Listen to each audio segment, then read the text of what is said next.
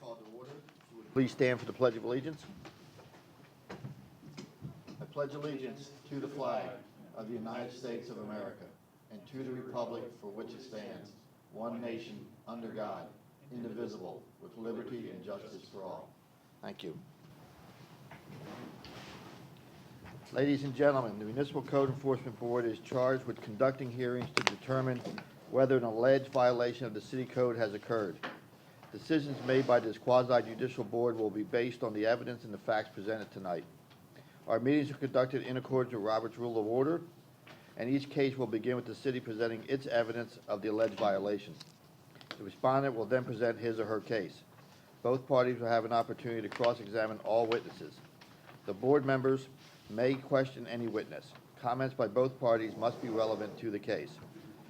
Persons wishing to speak will be given an opportunity to do so by the chairman and must address the board from the podium after giving their name and address.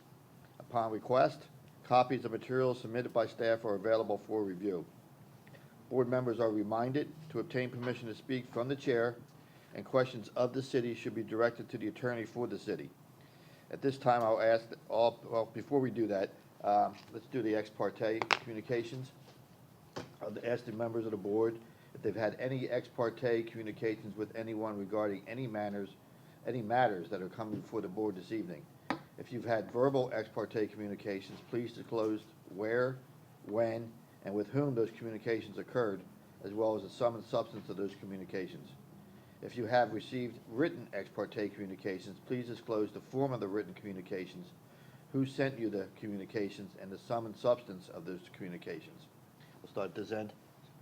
Have you had any ex parte communications? No, I have not. I've not. I have not. I have not. Okay, thank you very much.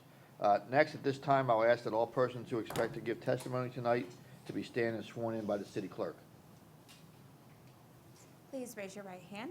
Do you swear or affirm that the testimony or evidence you're about to give or present is the truth, the whole truth, and nothing but the truth?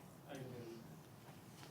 Please note that cases may be taken out of order to accommodate respondents, witnesses, and/or staff at tonight's meeting. With that said, we are going to be taking some of the cases out of order. Our first case will be case 3200 on page 2 of page 2 of my agenda. The next case will be the second one in line, 3668. The third case will be case 3899. The fourth case will be 4186. And sir, are you here for the lien reduction? Yes, sir. Okay. You'll be our fifth case. And that, ladies and gentlemen, is case under lien reduction petitions 2440.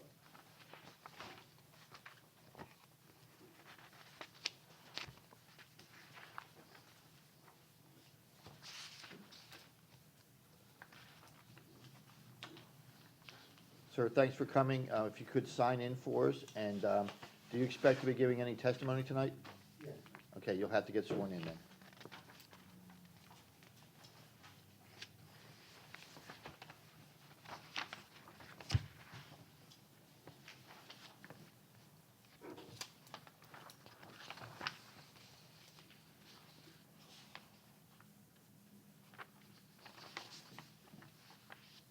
Only two for the second case. For the second case? Okay.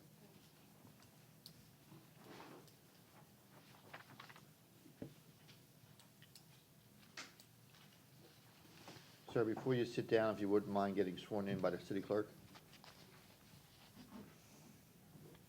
Sit down. No, before you sit down, just raise your hand, she'll swear you in. Yes. This over here. Right here. Do you swear or affirm that the testimony or evidence you're about to give or present is the truth, the whole truth, and nothing but the truth? Okay, have all the members received the minutes of the regular meeting held on September 9, 2020? Are there any additions, deletions, revisions? So if the meetings are acceptable, I'll entertain a motion to approve. I move to approve. Second. Motion is second. Any further discussions? Seeing none, all those in favor? Aye. Opposed? No nays. Motion carries unanimously. Motion passes. Okay, on to the first case. Mr. Chair, The, Yes. if we could we address the next meeting, because if you guys Oh, make sure, yes. findings, you're gonna have a Thank you. deadline date, and Yeah, just for a little bit of clarification, our next meeting would normally be held on November 11th, that Wednesday. However, that Wednesday is actually Veterans Day. So I would need a motion to move that meeting, and the suggested date would be the following day, Thursday, November 12th. So if that's acceptable, I'll entertain a motion. I won't be here. I'm not available that day, so if that matters. It may matter. We'll have to see. But we won't know until we put the email out to see who's gonna be here and who can't be here, so. If that's the case, and we don't, is there another date that's We- acceptable?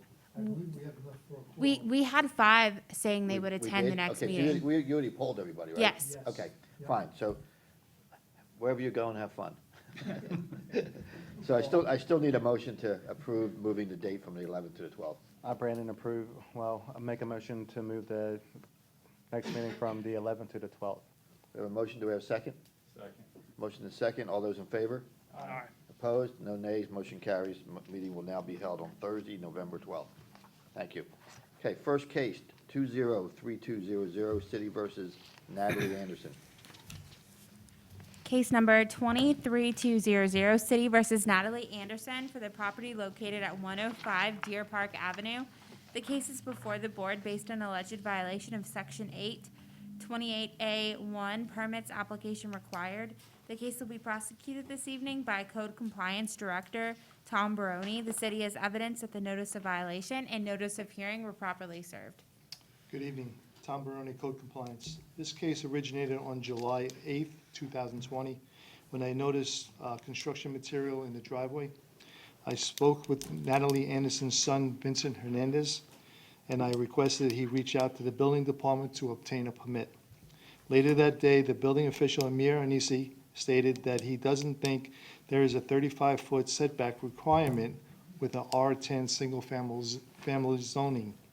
On July 10, 2020, Mr. Anisi and myself met with Mr. Hernandez, in which Mr. Anisi instructed Mr. Hernandez that he doesn't have the setback requirement, and he could either remove the accessory structure or apply for a variance, which I came back to Mr. Hernandez with an application for the variance. A few conversations later, between the building official and Mr. Hernandez, the city was requesting a more current survey of the property due to the old survey was several years old. On August 6, 2020, a notice of violation was prepared and hand-delivered to Mr. Hernandez with a compliance date of August 20, 2020. As of September 29, 2020, no new survey has been submitted, nor has there been any application submitted to community development. Therefore, this violation was forwarded to the Code Board. At this time, I would like to submit photographic evidence of the violation that was taken by me on September 25, 2020. Exhibit number 1 shows no permit for the new accessory structure. Exhibit number 2 shows a screenshot of the city code requiring a 35-foot setback in an R10 zoning. I'd like to submit at this time. Sure, we'll accept that, thank you. Our screens are not lighting up. Says the power's on, but they're not. Okay.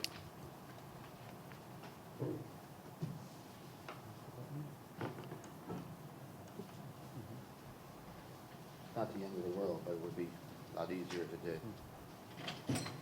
Go ahead, I got it on the way, Seth. I'm not lighting it. So is the structure we're talking about is the The front porch, pergola looking thing? yes. Yeah, okay, It's attached to the house. yeah. He put a new footing in, but we believe that there's no setback requirement, that it's, needs to be 35 feet Okay. from the property line.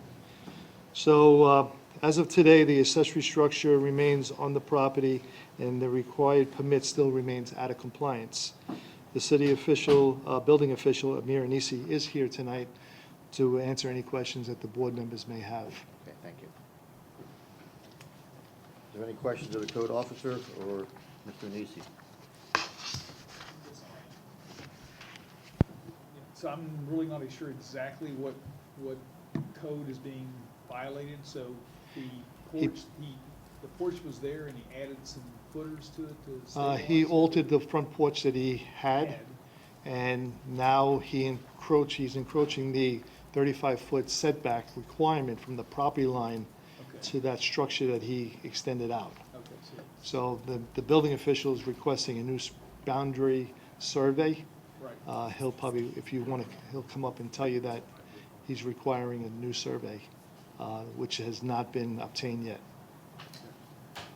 I think the respondent is here for 105 Terrace. For this particular case? Yes. Okay. Any other questions? Any other questions for staff? If I could suggest, or ask, I hate to do this, but because the respondent's here, he should hear the whole case against him again, just have Mr. Barone go through Okay, it let's get again. him sworn in first. Absolutely. And if Okay. you wouldn't mind standing, sir, and get sworn in, since I assume you're Yes. gonna have something to say. She's going to swear you in. You can stay where you're at. Stay where you're at, and just raise your right hand, yeah. Do you swear or affirm that the testimony or evidence you're about to give or present is the truth, the whole truth, and nothing but the truth? Yes. Okay. Okay. Mr. Barone, if you All wouldn't right. mind repeating what you just told us. Okay. This case originated on July 8th, 2020, when I noticed some construction material in the driveway. I spoke with Natalie Anderson's son, Vincent Hernandez, and I requested that he reach out to the building department to obtain a permit. Later that day, the building official, Amir Anisi, stated that he doesn't think that the 35-foot setback, which is required in an R10 single-family zoning.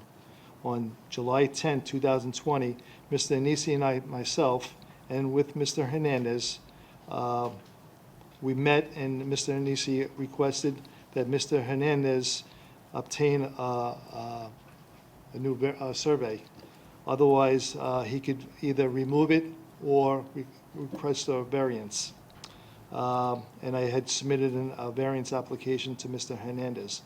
A few conversations later between the building official and Mr. Hernandez, the city was requesting a new, more current survey of the property due to the old survey was several years old.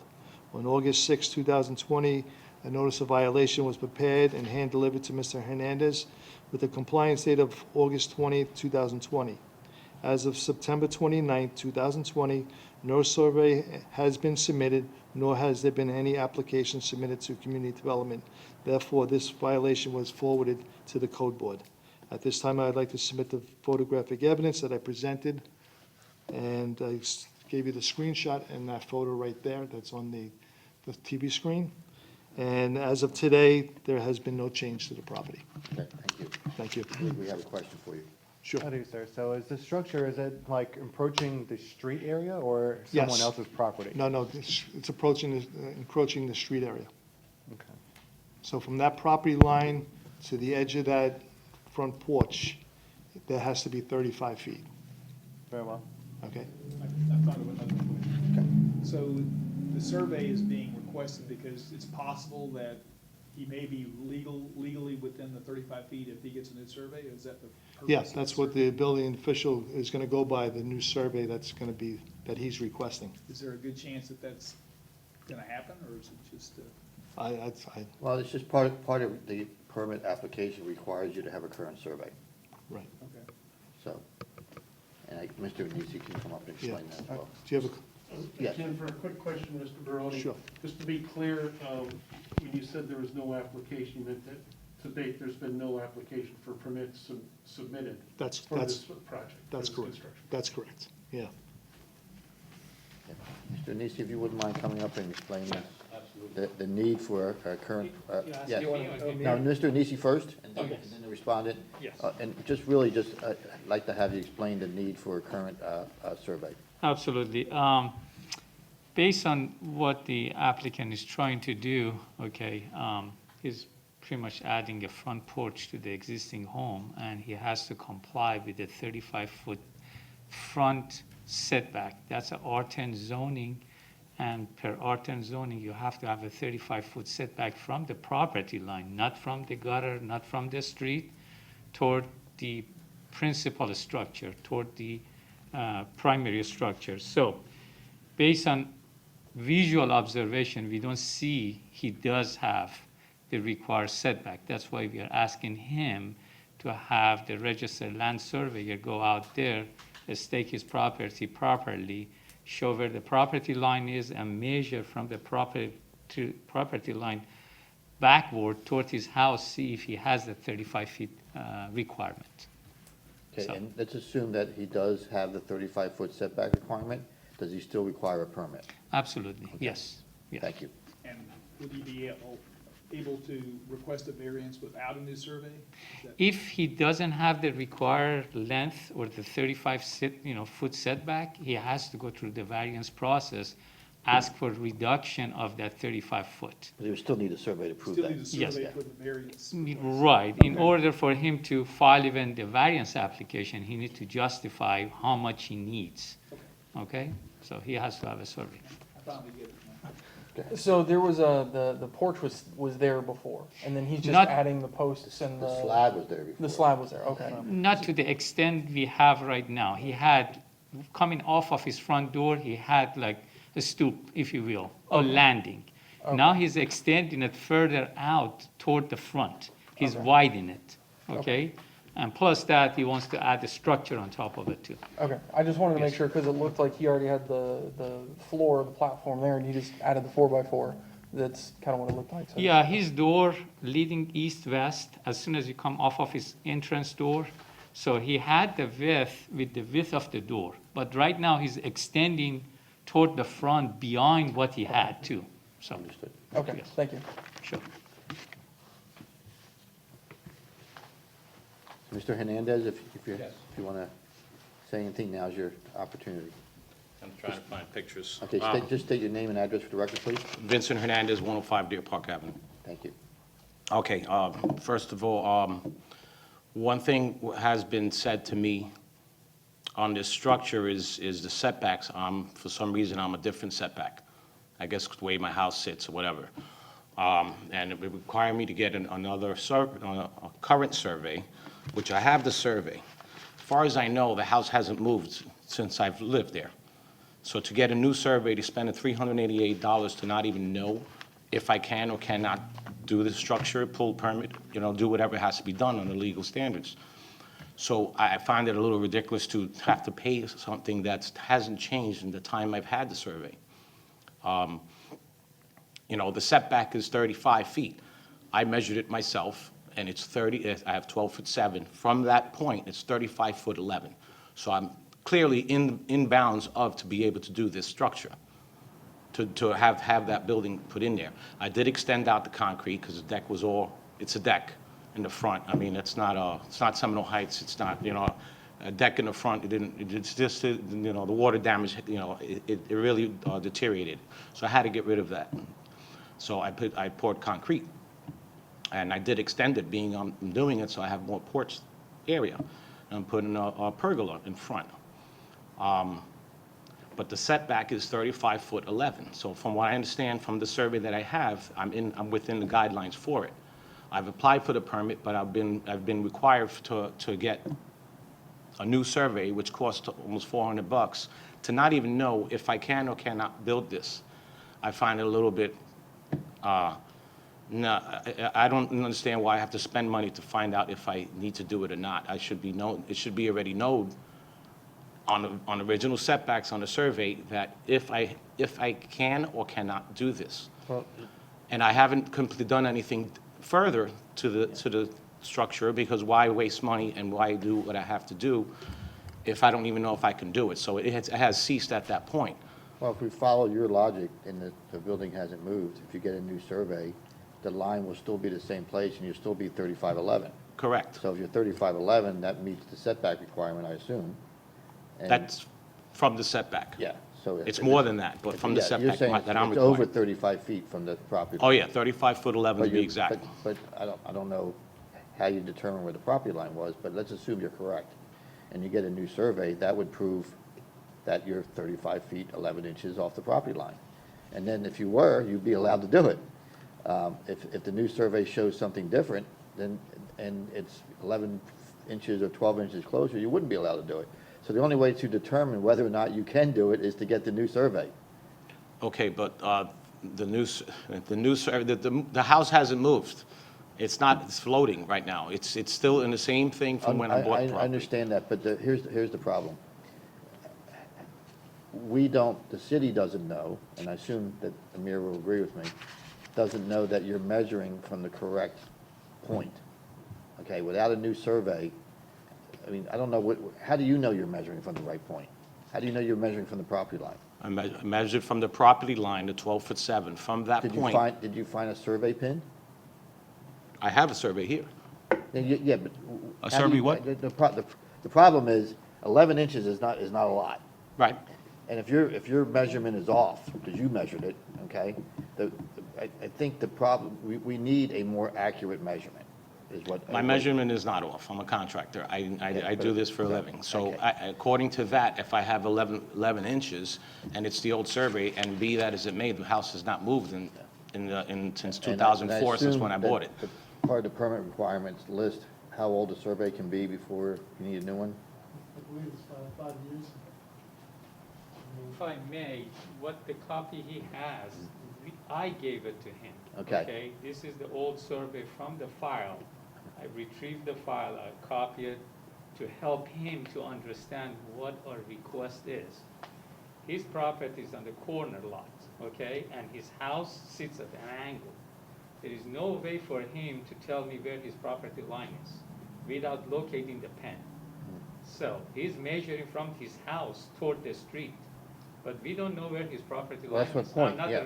a land Yeah. surveyor Yeah. to stake it out for him and tell him this is your property line. Right. So without getting a proper survey, there's no way we can confirm it, he has a 35 feet setback. Okay. And the age, what's the age of the old survey, I'm not sure what's the date on it, probably 6-7 years ago. which is older than Yeah, what's and required? then this survey shows the existing structure. 2000. 2000? So it's 20 years old. And then he's extending beyond the existing Right. house, okay? He's not moving the existing house, the existing house is there, Understood. no problem. But he's adding, he's coming toward the street. So our question it is, you're adding to the existing house, do you have the proper setback? Yeah. And No you can't- way for us to And with know. a 20-year-old survey, you can't tell that. Thank you. I get that. And that's the problem. Yes. So, okay, we get it, thank you. Anything else you want to? I don't understand why I keep getting, everything that I do, it's never under requirement. It just seems like a little bit, I see other structures are out there that, they're 5 feet from the curb, right by the golf course. Another structure, if someone has a bar out there. Clearly, that doesn't seem like it's, but it doesn't bother me. It looks good, what the person has done in Temple Terrace. It looks beautiful, actually. But it seems to be that my setbacks always seem to be different from everybody else's. And if if you come down to tell me I can't do something, you should require things for, if you don't know what the setbacks are and this and that, whatever, bring a measuring tape. I had to measure it. So I measured it to be within guidelines of it. That's with the structure, with the added concrete that I did. That's including that. It's not extending past that. That's up to the end of the cement. According to this survey, which is 20 years old, I understood. But since 2000, again, house hasn't moved. How would a new survey be any different now? Would that change my setback? If I'm already 12'7", which is more than everybody else's, would it change? Would it be at 18 feet now? I don't understand what the difference of a new survey would require, and why I am having to come out of pocket for a survey to not even know if I can do this. Why, I'm not going to get reimbursed for it.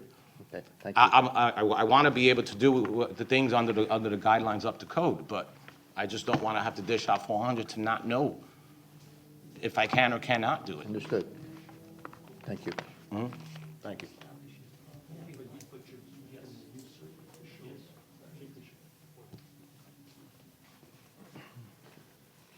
Let's make that clear on the I record. want to be clear, the new survey, first of all, is going to establish his property line, Right. where it is. Second, is going to show his proposed addition.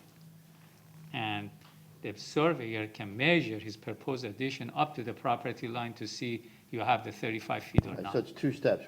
Right now, we Yes. do not know exactly where the property line is. Absolutely, And the only way to do that is to get a new survey. absolutely, Once we get a new survey, the surveyor can then measure from the established property line to the edge of the new structure to determine whether or not it meets the setback you're requirement. absolutely correct, yes. His setback hasn't changed, his property zoning hasn't changed for the last 30, 40 years, has been R10. The front setback per code, the land development code has been 35. It's not a So- question of changing Yes. requirements, it's a question of being able to establish a new property line to Absolutely. properly measure to the edge of the new structure. Absolutely. Understood? There are no markers or anything, sometimes on surveys, they put markers in the ground that you can, locate No, it based on. typically, as all of us know, you may see your property extended up to the street, but you don't own that. That's right of way. Right. 10 feet, 15 feet, depend to the zoning. You don't own it. Right. You know, you mow it, you maintain it, but again, your property line does not start at the street. Your property line is setback, depend to the zoning. That's the trouble we have with him. We don't know where his property line is. We are not the surveyor to go out there, stake it out for him, or find a pen for him. We don't have the tools. Okay. So he need to establish that, and then once he establish it, measurement could be easily, taken. That's, And just for clarification, removing the existing wood structure would not remove the violation because it's to the edge of the new slab, correct? yes, Okay. And this is all part of the permit process. So had he not Yes. done any work at all, just gone to apply for the permit, the city would have said, oh, you also need to get a survey out there as well. absolutely, Before we started any of the work. Okay. yes, Okay. I have one point. Yes. That you said I think is key. The new survey would also show the new slab.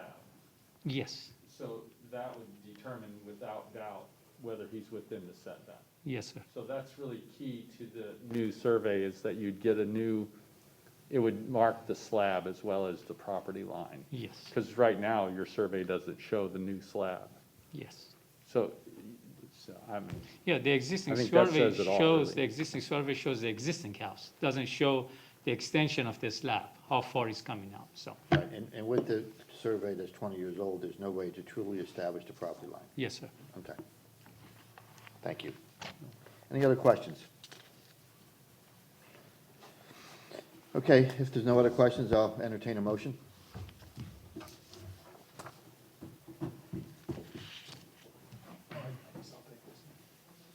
Get the ball rolling here.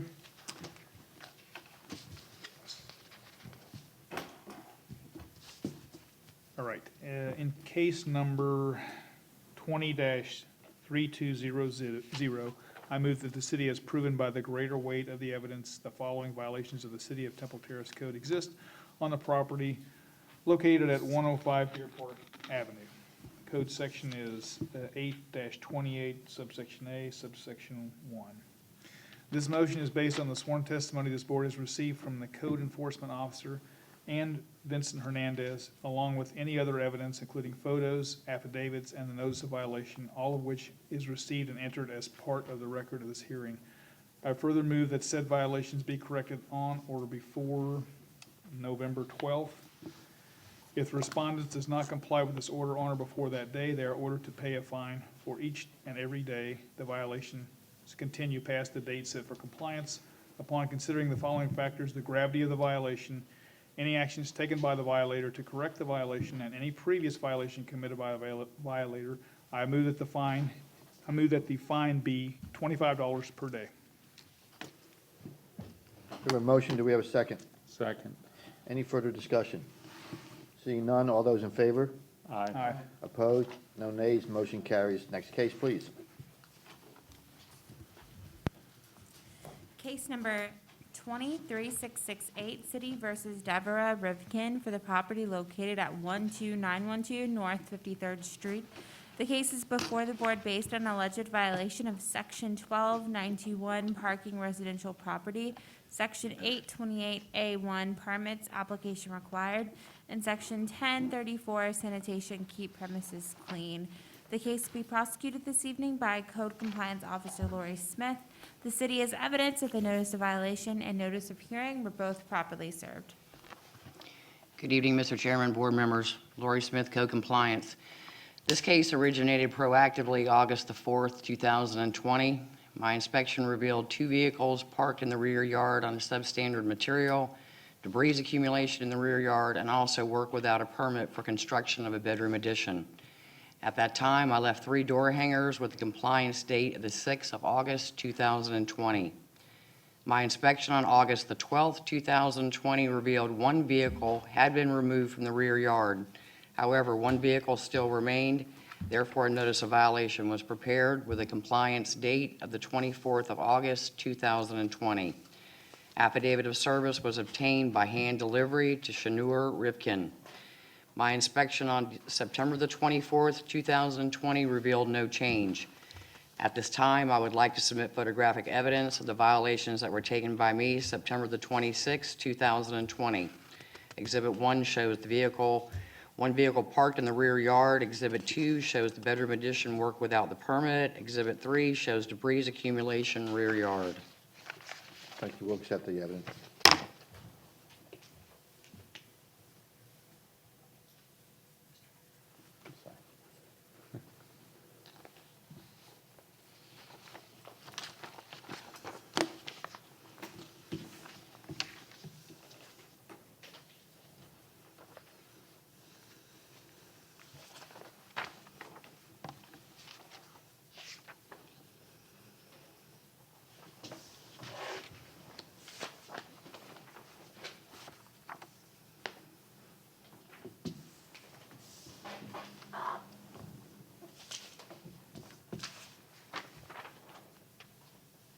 Thank you.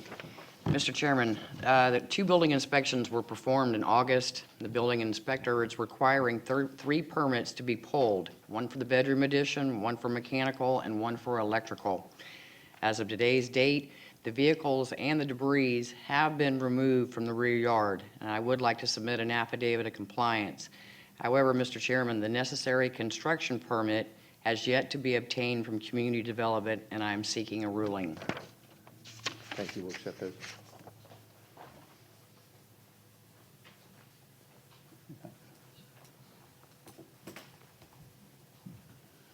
Any questions for the code officer? Mr. Chairman, the respondent is here in attendance and would like to address the board. Okay. Approach the podium and state your name and address for the record, please. My name is Rabbi Rifkin. I'm the husband of Devorah Rifkin. We purchased this property about 2 years Your ago. address, please. 12912 North 53rd Street, Thank you. Temple Terrace, 33617. Thank you. Thank you. Property was in a bit of a disrepair, and we were out of town when the branch that knocked down the back part of the call it the patio area, and our son was getting married in New York, and because of the corona and everything, we didn't get back till around September 4th, 5th. At that time, we were able to find out what was going on because she had left a letter on the door, and so I proceeded to go ahead and take care of all of these necessary violations. So the cars were removed, as she has testified.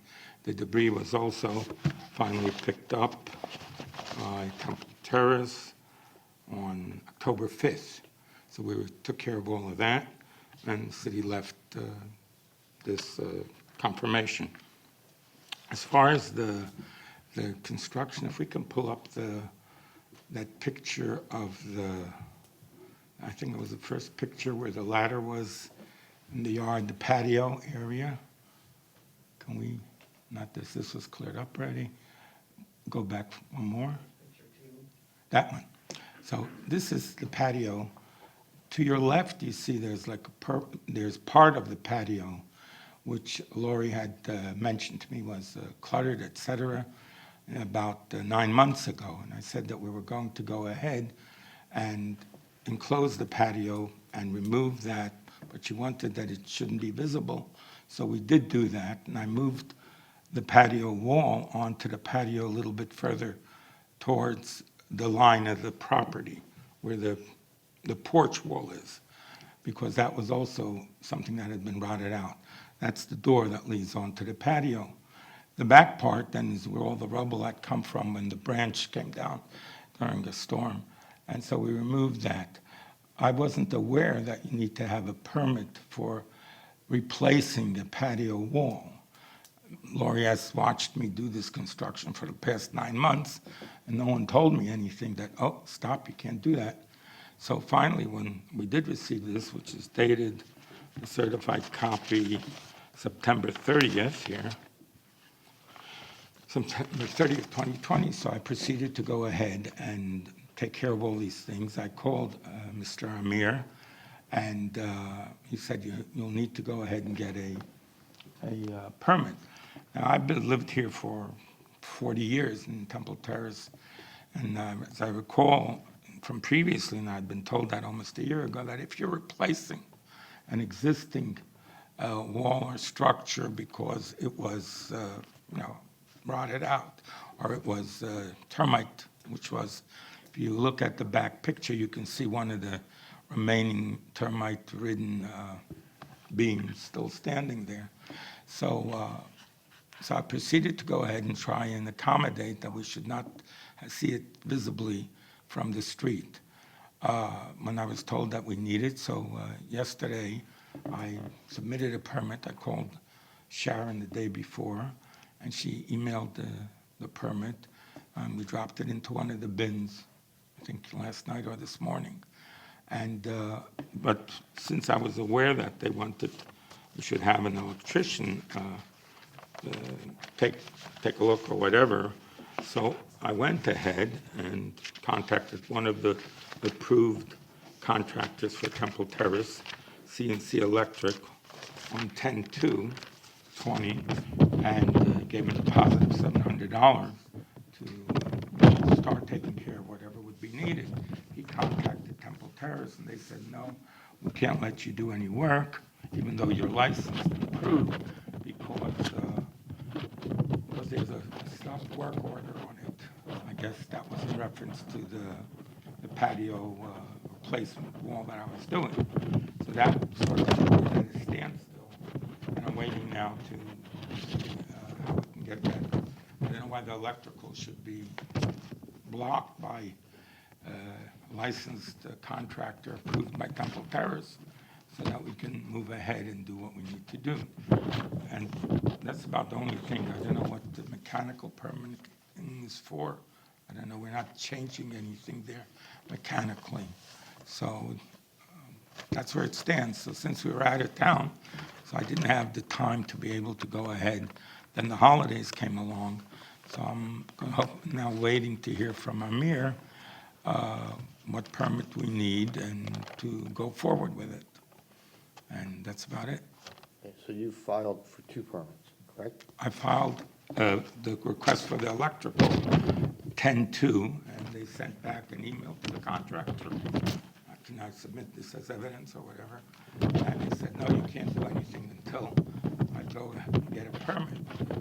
The electrical contractor should get the permit and take care of it, which is what he wanted to do, but they didn't allow him to do that. Okay, so the electrical contractor tried to pull a permit, and the city said no because there's a stop work order on it. Right. But you said, so I'm assuming there's just a general building permit, electrical permit, and a mechanical permit.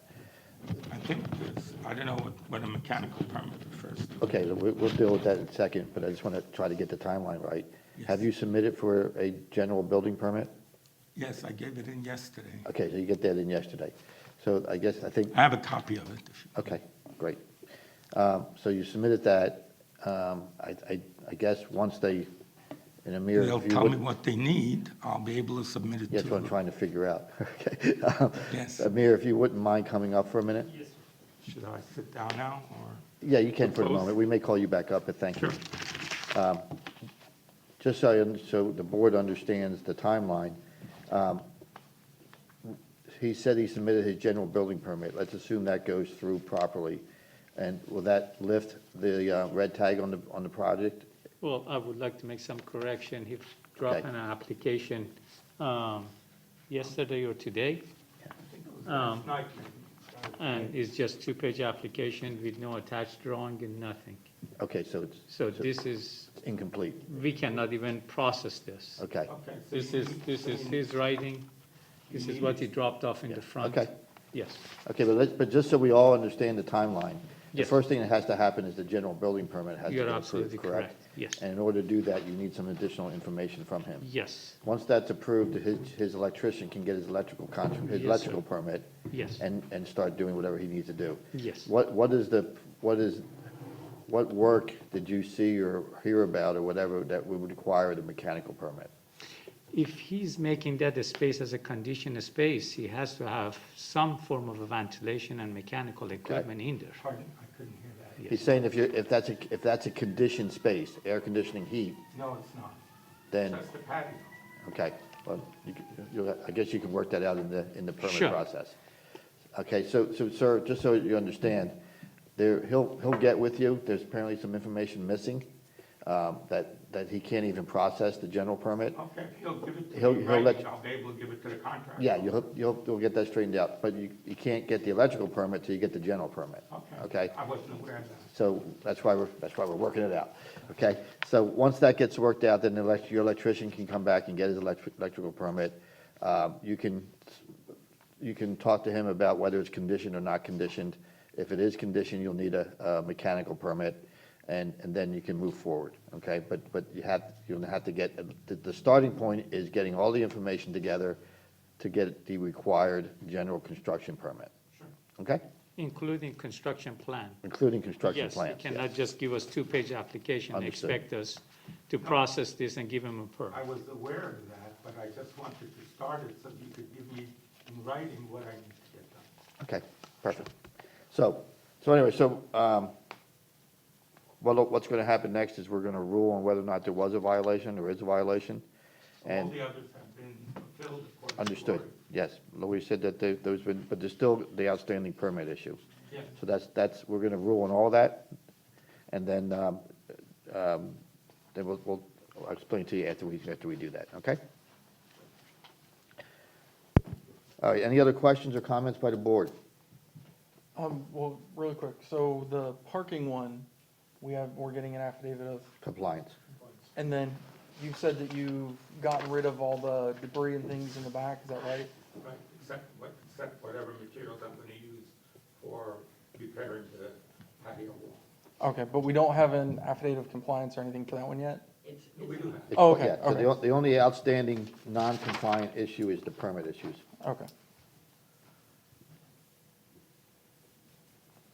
Any other questions? Seeing none, I'll entertain a motion. I'll make a motion on this one. Let's see if I can get through this without making it too messy. Okay. Yeah, there should be one for complying. Yeah. Yeah, Okay, so in case number 20-00003668, I move that the city has proven by greater weight of the evidence the following violations of the City of Temple Terrace City Code exist on the property located at 12912 North 53rd Street. The applicable code section is 8-28. This motion is based on the sworn testimony this board has received from the code enforcement officer, Ms. Lori Smith, and also Mr. Hernandez and the property owner, Mr. Dvorak, along with any other evidence, including photos, affidavits, and the notice of violation, all of which is received and entered as part of the record of this hearing. I further move that there be no fine imposed for the violations of code sections 12-921 because the violations were brought into compliance prior to the date of this hearing. I further move that the remaining violations be corrected on or before the next meeting here, November 12th. I'm sure it'll be sooner. If the respondent does not comply with this order on or before that day, they are ordered to pay a fine for each and every day the violation continues past the date set for this compliance. Upon considering the following factors, the gravity of the violation, any actions taken by the violator to correct the violation, and any previous violations committed by the violator, I move that the fine be in the amount of $25 per day. Okay. Before we get a second to that motion, just a point of order. You mentioned testimony by Mr. Hernandez. That was the prior case.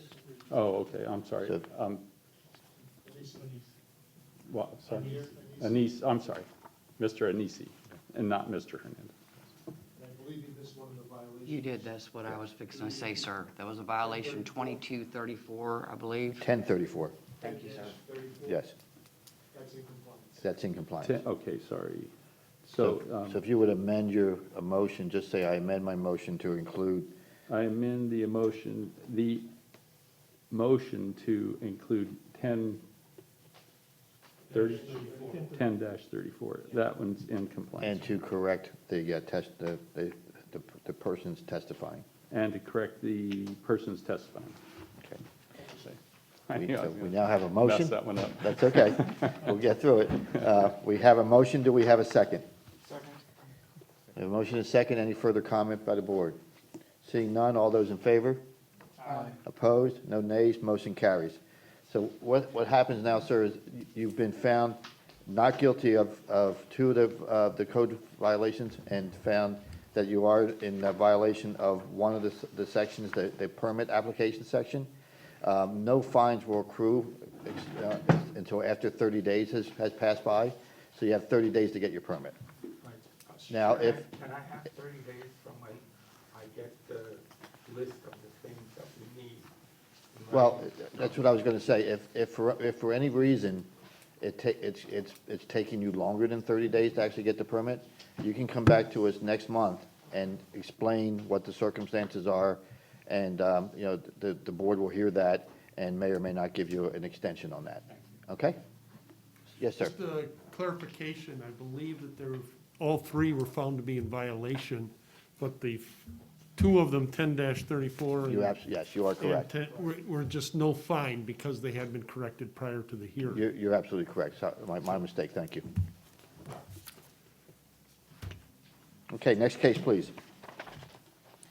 Case number 23899, City versus Sweetwater Group LLC for the property located at 309 South River Hills Drive. The case is before the board based on alleged violation of Section 10-4B7 nuisance other maintained. The case will be prosecuted this evening by Director Tom Baroni. The city has evidence that the notice of violation and notice of hearing were properly served. Good evening, Tom Baroni, Code Compliance. This case this evening originated by a neighborhood complaint to the city arborist Joe Ferris last year in 2019 about a dead tree causing a potential risk to his home. Joe Ferris declared the tree to be a hazard to the structure to the west. Mr. Ferris then notified the owner of the vacant lot to advise him that the tree needs to be removed. After a few months, the city arborist did notify code staff about the nuisance tree. I reached out to the owner on August 17th, 2020, and requested corrective action on the nuisance tree. I left a phone message and gave him 3 weeks to bring the property into compliance. On September 16th, 2020, since I did not receive any updates on the removal of the tree, I prepared a notice of violation with the compliance date of September 28th, 2020. Since the property was a vacant lot, I posted the notice at the property line and requested copies to be sent out certified in first-class mail. I also requested a copy to be posted at City Hall for the 10-day requirement. I did receive 2 phone calls from the owner. He stated due to the amount of rainfall that we had this summer, his tree company was told that the grounds were too wet for his machines to get back there to remove the tree. When I spoke to him on the second occasion, he advised me that the vacant lot I also advised him that the vacant lot needed to be mowed. At this time, I would like to submit photographic evidence of the violation that was taken by me. Shows the tree set back off the roadway. Exhibit number 2 shows the orange ribbon attached to the tree that is dead. I'd like to submit it as evidence. We'll accept those, thank you. Thanks.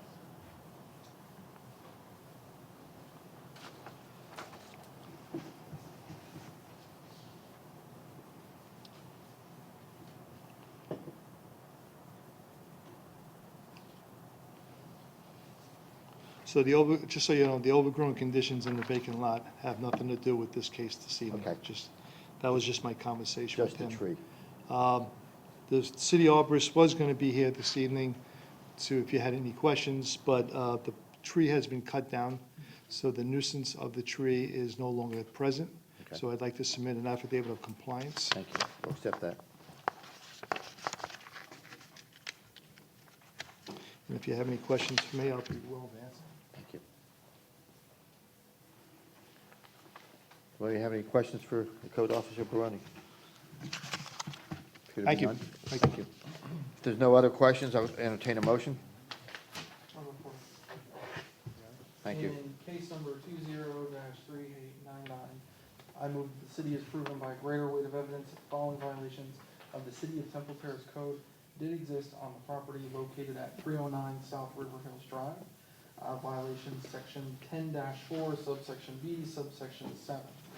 This motion is based on the sworn testimony this board has received from the code enforcement officer, along with any other evidence, including photos, affidavits, and the notice of violation, all which has been received and entered as part of the record of this hearing. I further move there be no fine imposed because the violations were brought into compliance prior to the date of this hearing. Thank you. We have a motion. Do we have a second? Second. Any further discussion? Seeing none, all those in favor? Aye.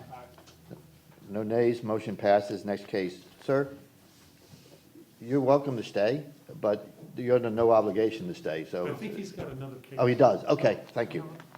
I don't think that case is on the docket anymore, am I right? That's number 20-3828. I'm sorry, it's still on the docket, it's just in compliance. 3828? Okay, then let's, I wasn't aware of that, so why don't we take that next, if that's okay with the clerk? Yes. And then we'll move on to the 4186. Then you go home. Okay. Okay? Case number 23828, City versus Young Israel of Tampa, Inc., for the property located at 13207 North 52nd Street. Case is before the board based on alleged violation of Section 22344, subsection 2, unauthorized accumulation, and Section 12860, inoperative vehicles, outdoor storage equipment. The case will be prosecuted this evening by Officer Lori Smith. The city has evidence of the notice of violation and notice of hearing were properly served. Good evening again, Mr. Chairman, board members. Lori Smith, Code Compliance. This case originated proactively August the 13th, 2020. My inspection revealed an inoperable vehicle, no tag, parked in the front yard of the residence and debris accumulation on the rear patio. At that time, I left 2 door hangers with a compliance date of August the 18th, 2020. My inspection on the 28th of August 2020 revealed some of the debris on the rear patio had been removed. However, the inoperable vehicle with no tag was still present in the front yard. Therefore, a notice of violation was prepared with the compliance date of September the 9th, 2020. Affidavit of service was obtained by hand delivery to the homeowner, Uriel Rivkin. My inspection on September the 28th, 2020 revealed no change. At this time, I would like to submit photographic evidence that was taken by me on the 28th of August 2020 and the 28th of September 2020 showing the violations. Exhibit 1 shows the debris accumulation on the rear patio. Exhibit number 2 shows the inoperable vehicle with no tag in the front yard. We'll accept those. Thank you. Thank you.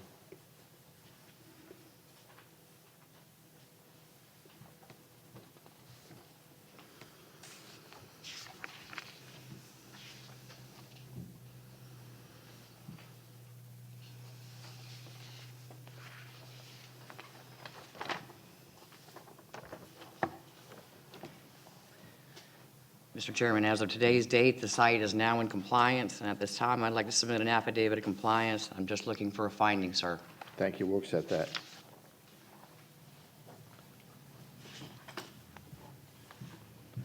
Any questions for the code officer? Just real quick, so this is for both violations? Yes, sir. With compliance here, okay. Thank you. Any other questions? Yes, sir. Does the respondent want to address the board? Fine, no. Okay, thank you. The delay was, I was out of town because of the wedding. Well, if you're going to speak, you got to come up to the dais. No, it's fine. Just, I was out of town. Come on, we got procedures here. I was out of town. Hang on. State your name and address for the record. Rabbi Rifkin, 12912 North 53rd Street.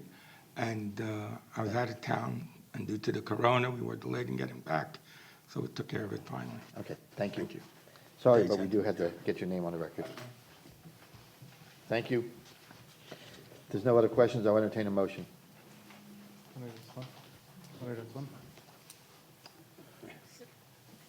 In case number 20-3828, I move that the city has proven by a greater weight of the evidence the following violations of the City of Temple Terrace code did exist on the property located at 13207 North 52nd Street in Temple Terrace.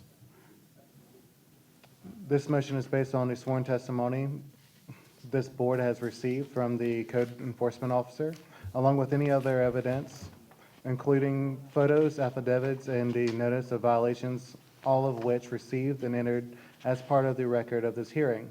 I further move that there be no fine imposed because the violations were brought into compliance prior to the date of this hearing. Thank you. We have a motion. Do we have a second? Second. Motion is second. Any further discussion? Seeing none, all those in favor? Aye. Opposed? No nays. Motion carries. Next case, please.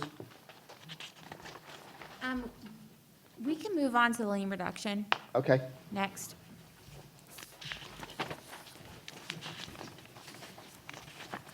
And Director Brony will be presenting that. Okay, so case 172440. Yes. Thank you. Good evening, Tom Barone. Mr. Chairman and Code Board members, at this time, I'd like to present and introduce the lien reduction petition request in case number 17-24240, City versus Robert A. Combs, property located at 602 Courtney Drive, with a lien amount of $65,200. This case Mr. originated proactively Mr. Barone, back. before you continue, my outline says City versus James B. Burns. You mentioned a different name. The applicant, New property owner. New property owner. Which one's the new property owner? Okay, Right. so James B. Burns was the old property owner? that's correct. Okay. Sorry about that. Oh, it's okay. Thank you. This case originated proactively back on October 10th, 2017, for overgrown conditions, trash in the front yard, a cluttered carport. The respondent at the time, Jim Burns, was fined by this code board with a $200 a day fine for one violation. With 18 inspections by the code staff, which totals $650, and the city clerk cost costing $130, totaling $780. Based on my case evaluation, my recommendation to the board this evening is to reduce this lien amount from $65,200 to $3,000. How did I come to this conclusion?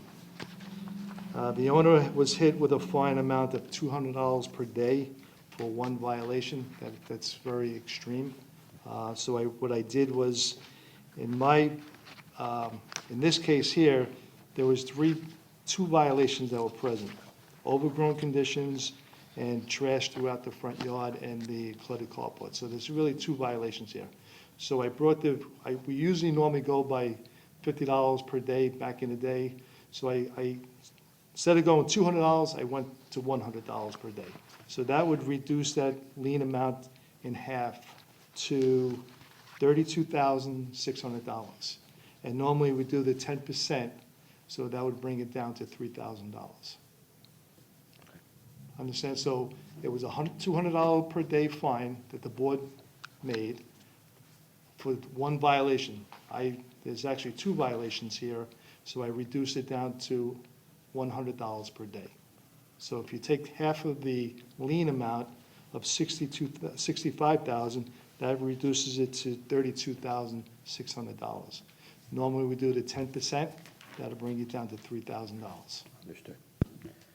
Any questions for Mr. Barone? So when you say normally you do 10%, is that depends on the violation or? Yeah, this case case wasn't a repeat case. This case was not a health and safety issue.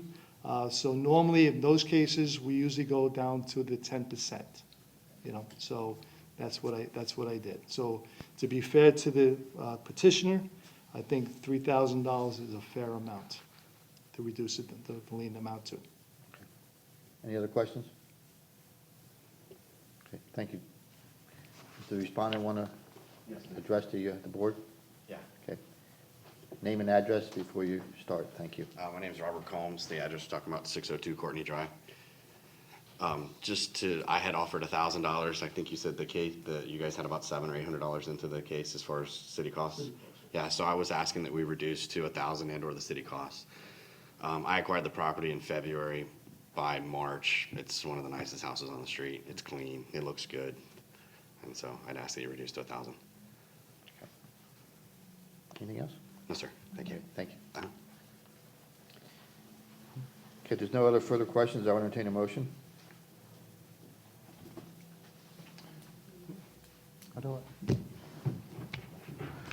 In case number 17-2440, for the property located at 602 Courtney Drive, I hereby move that the board recommend to the city that the lien be reduced from $65,200 down to $1,000, contingent upon the lien being paid within 30 days of the council's decision, or it would revert to the original amount of, let's just say $30,000. No, the original amount was No? $65,200. Original amount of $65,000.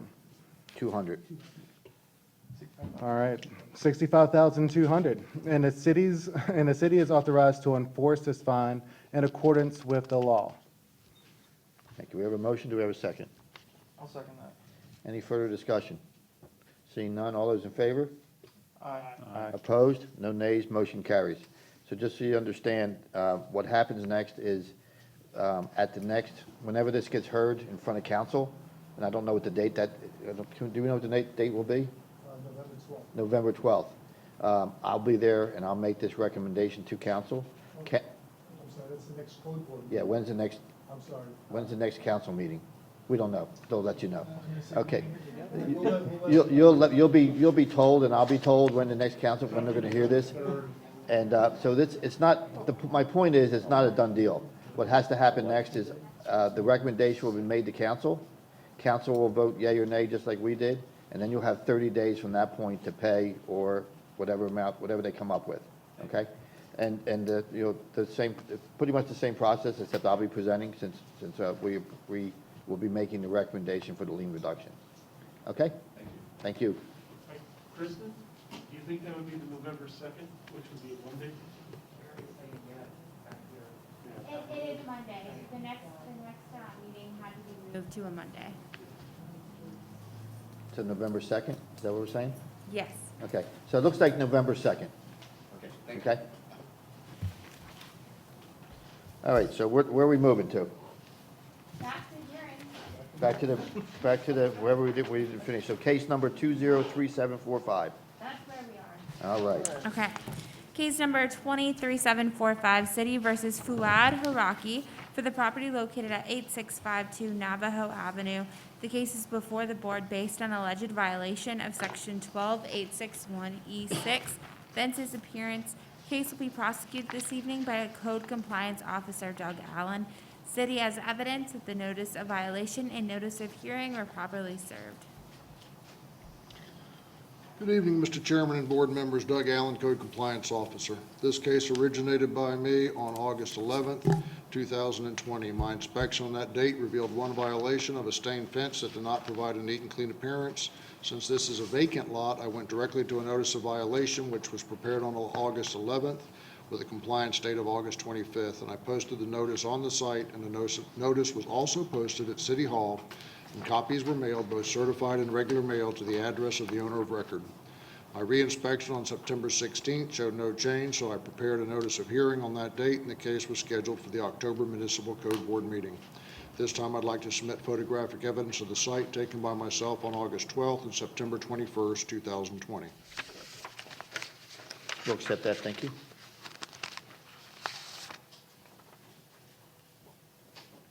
Thank you.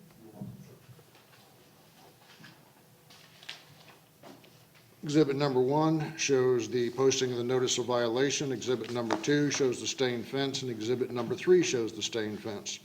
The property owner has contacted me and apologized for the delay, as he had not gone to his P.O. box for several months due to COVID concerns. This time, I'd like to submit an affidavit of compliance, as the site is in compliance, and I'm seeking a finding. Thank you, we'll accept that.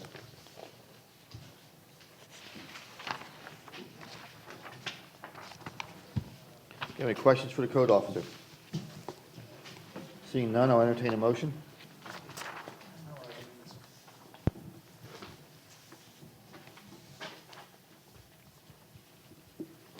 In case number 20-3745, I move that the city has proven by a greater weight of the evidence the following violations of the City of Temple Terrace City Code did exist on the property located at 8652 Navajo Avenue. Applicable code section is 12-861 subsection E subsection 6. This motion is based on the sworn testimony this board has received from Code Enforcement Officer Allen, along with any other evidence, including photos, affidavits, and the notice of violation, all of which is received and entered as part of the record of this hearing. I further move that there be no fine imposed because the violations were brought into compliance prior to the date of this hearing. We have a motion, do we have a second? Second. Any further discussion? Seeing none, all those in favor?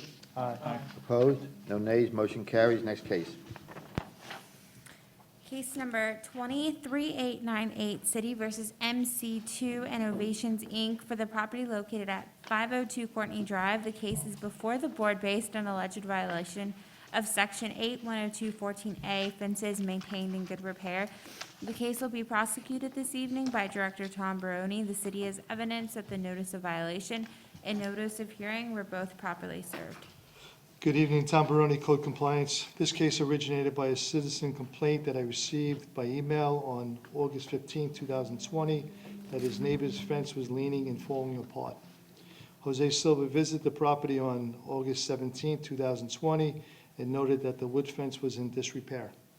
That same day, a notice of violation was prepared by Jose with a compliance date of September 1st, 2020.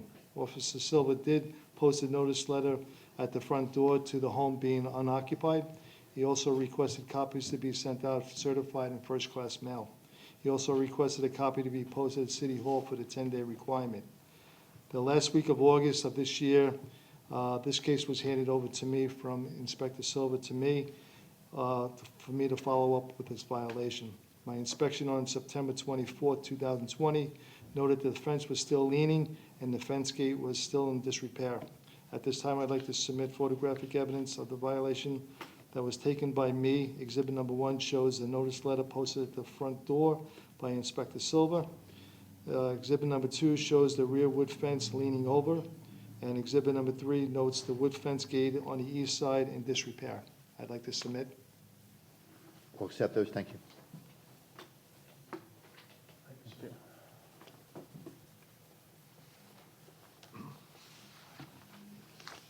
Any questions for Code Officer Baroni? Just my inspection today revealed no change to the violation, and it still remains out of compliance. Thank you. Thank you, sir.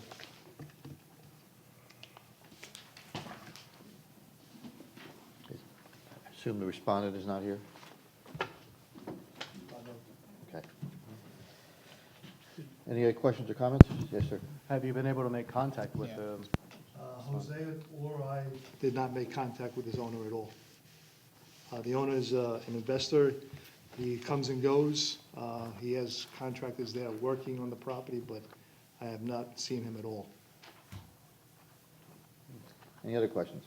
Seeing none, I'll entertain a motion. I'll make a motion. Thank you.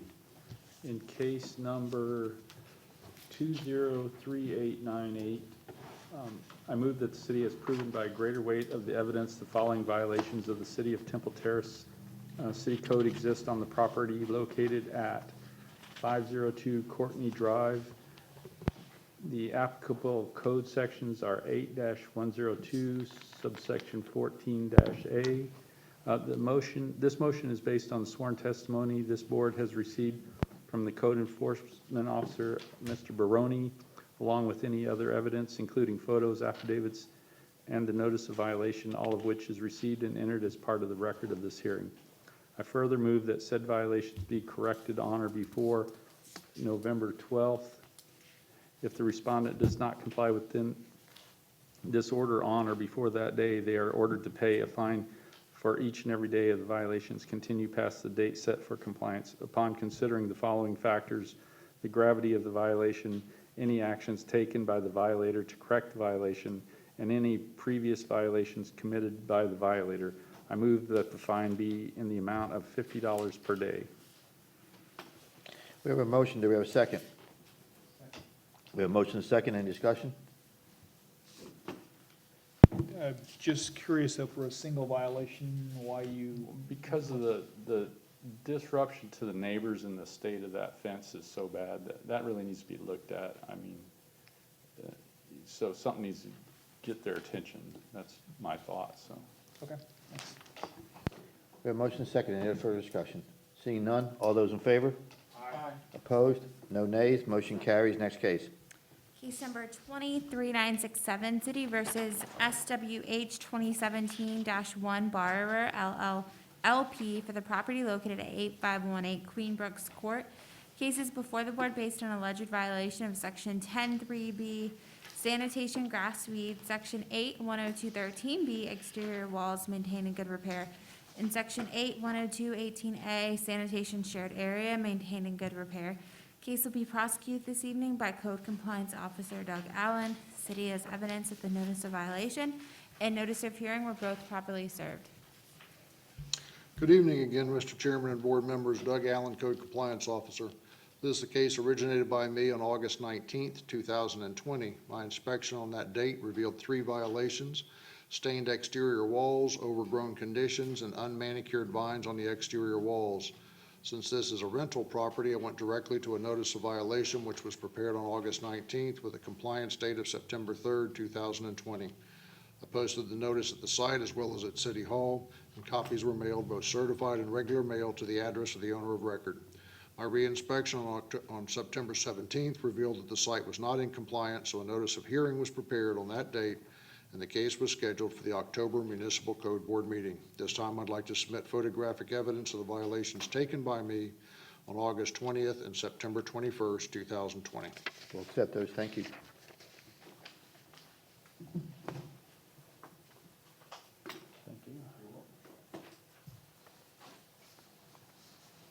Exhibit number 1 shows the notice of violation posting. Exhibit number 2 shows the stained walls. And exhibit number 3 shows the unmanicured vines on the exterior walls. I've had no contact from anyone with an interest in the residence. The site is in compliance with one of the violations, the unmanicured vine, Section 8-102-18A. I'm submitting an affidavit of compliance for that violation only, and I'm seeking a ruling on the other 2 violations. Thank you. We'll accept those. Any other questions for the officer? Seeing none, I'll entertain a motion.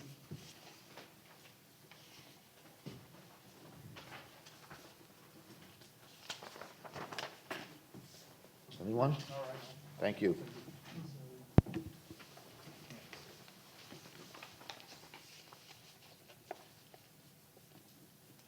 Sorry, I need to make a note on which ones in Okay. compliance. Okay. Take your time. I think I got it straight.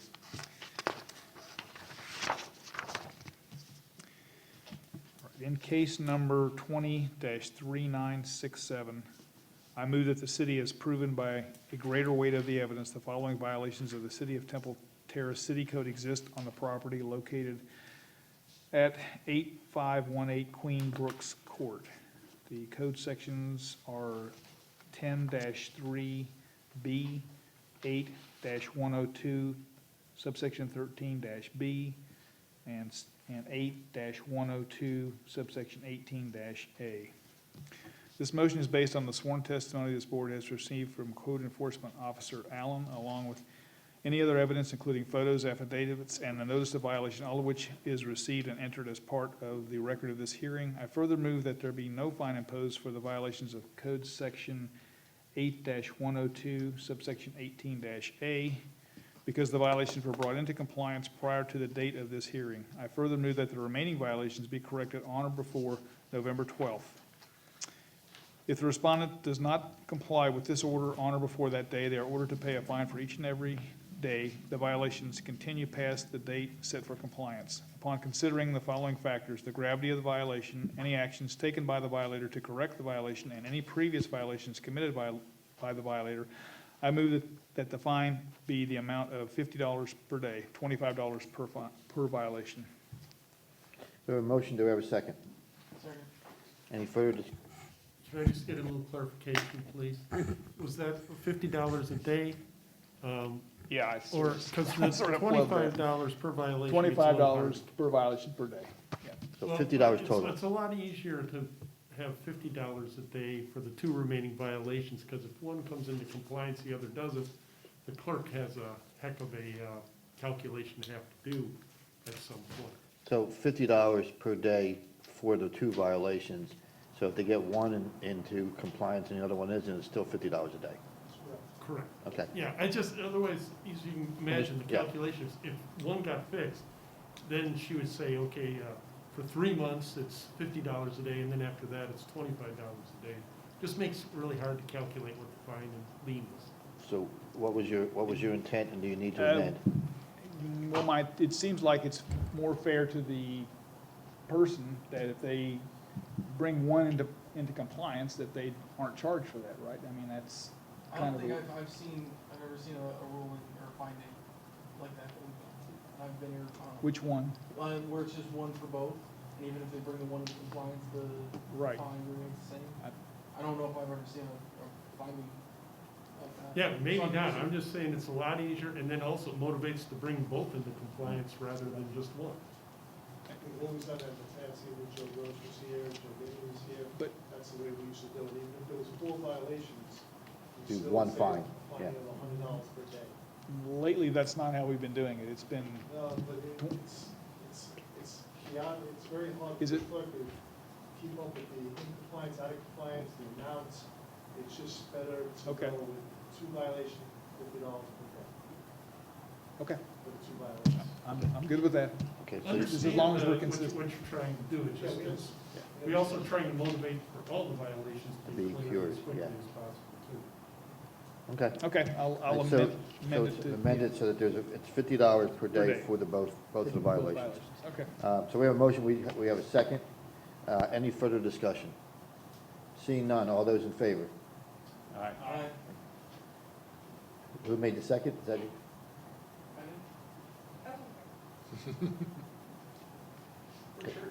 Okay, so we have a motion and a second, and we did have a vote. There was all ayes, no nays. Next case, please.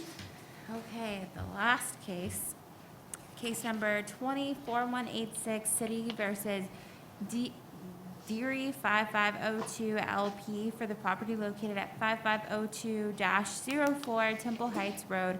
Cases before the board based on alleged violation of site visibility triangle and section 10-4B3 nuisance, any condition or use. Case will be prosecuted this evening by Officer Doug Allen. City has evidence that the notice of violation and notice of hearing were both properly served. Good evening again, Mr. Chairman and board members. Doug Allen, Code Compliance Officer. This case was originated by me on August 31st, 2020. My inspection on that date revealed 2 violations, site visibility triangle and a hazardous tree. Since this is a rental property, I went directly to a notice of violation, which was prepared on September 1st with a compliance date of September 21st. I posted the notice on the site, and the notice was also posted at City Hall, and copies were mailed, both certified and regular mail, to the address of the owner of record. My re-inspection on September 30th, 2020 showed no change, so I prepared a notice of hearing on that date, and the case was scheduled for the October Municipal Code Board meeting. This time, I'd like to submit photographic evidence of the site taken by myself on September 1st and 30th of 2020. We'll accept those, thank you.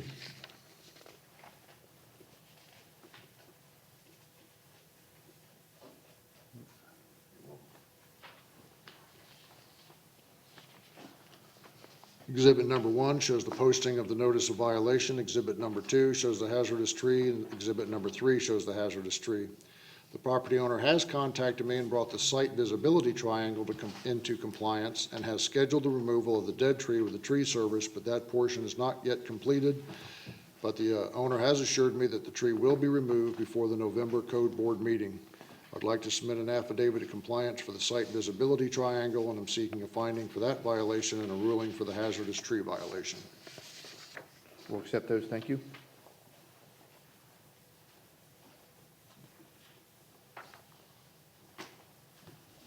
Just for clarification, section 12-1055 is in compliance, and 10-4 subsection B, subsection 3 is not. Correct. Okay. Any other questions for the code officer? Seeing none, I'll entertain a motion.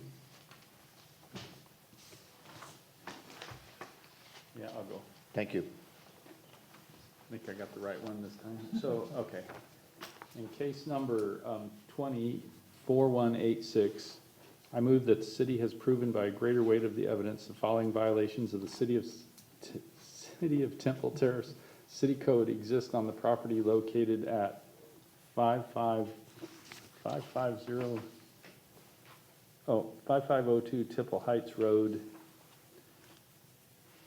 And the applicable code section that is not in compliance is 10-4, parentheses B, subsection 3.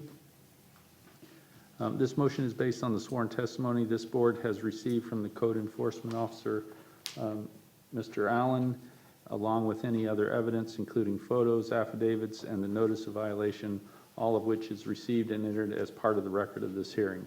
I further move that there is no fine imposed for the violations of code sections 12-1055 because the violations were brought into compliance prior to the date of this hearing. I further move that the remaining violations be corrected on or before November 12th. If the respondent does not comply with this order on or before that day, they are ordered to pay a fine for each and every day the violations continue past the date set for compliance. Upon considering the following factors, the gravity of the violation, any actions taken by the violator to correct the violation, and any previous violations committed by the violator, I move that the fine be in the amount of $25 per day. Okay, just a point of order before we get a second. The site of the violation shown on my record is 5502-04. I'm not sure if that's pertinent or not. Is it 3 lots? It's a duplex. A duplex? Okay. So should we correct the record for that? I would, please. Okay. So- If you would amend your motion to include the proper address of 5502-04. Okay, yeah, I was confused on that because the one side of the page says 5502. So I amend the motion for the correct address as 5502-04 Temple Heights Road. Thank you. We have a motion. Do we have a second? A second. Motion is second. Any further discussion? Seeing none, all those in favor? Aye. Opposed? No nays, motion carries. Okay, that finishes up our regular cases, and we're now moving on to unfinished business. Okay. Case number 201531, City versus Vincent R. and Cynthia J. Atkins for the property located at 5513 Temple Heights Road. The deadline for compliance is tonight at midnight. Case number 202290, City versus Pascal G. Felix for the property located at 417 Bellevue Avenue. An affidavit of compliance was submitted by Director Baroni for sections 104B1, 12102, 14A, and 1034 dated September 10th, 2020. Case number 22547, City versus MC2 Innovations, Inc. for the property located at 502 Courtney Drive. An affidavit of compliance was submitted by Director Baroni for section 828A1 dated September 30th, 2020. And then we'll go on to the liens list review. Okay? We do have one case in compliance, 20190, City versus Amar and Ria El Jabali for 7460 Terrace River Drive. And then all of the others are still out of compliance, so that includes case number 080292, City versus Christopher B. York, 7604 Leon Avenue. Case number 15-2510, City versus Coy Lee Berry Jr., 10014 North 52nd Street. Case number 16-2397, City versus Dudley A. Black, 9408 Hidden Ridge Place. Case number 172613, City versus Dudley A. Black, 9408 Hidden Ridge Place. Case number 172746, City versus James Stevens Johnson and Glenda Johnson, 104 Holland Avenue. Case number 172786, City versus Anthony D. and Marcina L. Bobo for 7501 Okeechobee Court. Case number 194940, City versus Robert and Lisa M. McNeil, 9406 Hidden Ridge Place. And case number 200235, City versus 2018, I.H. Barrer LP, 48748 Morrison Oaks Court. And that's it. Okay, thank you. We talked about the November meeting date. I did want to mention one thing before we adjourn. The issue that came up tonight with the way to calculate the fines, I can tell you that for the times that I was chairman before, that we've always done a lump sum type fine. And again, as the attorney for the city mentioned, it does ease the clerks and everybody's calculation of the fine and provides additional incentive for the respondent to clear up all the violations and not kind of cherry pick which ones he's going to take care of. Just wanted to mention that so you guys know the history. Any other new business? I just had one question. I had an extra, maybe I missed an announcement at the beginning of the meeting, but there was another notice of violation in my packet, What case number? 20-4140. I do have an answer. That was pulled, your packets were ready before the agenda went out, and so they were already in the mail when we pulled that case off the agenda, because it was in compliance. Thank you. Glad you're reading it. Any other new business for discussion? In that case, I'll entertain a motion to adjourn. Move to adjourn? Motion, we have a second? Second. Motion is second. Any further discussion? Seeing none, all in favor? Aye. We are adjourned. Thank you, gentlemen.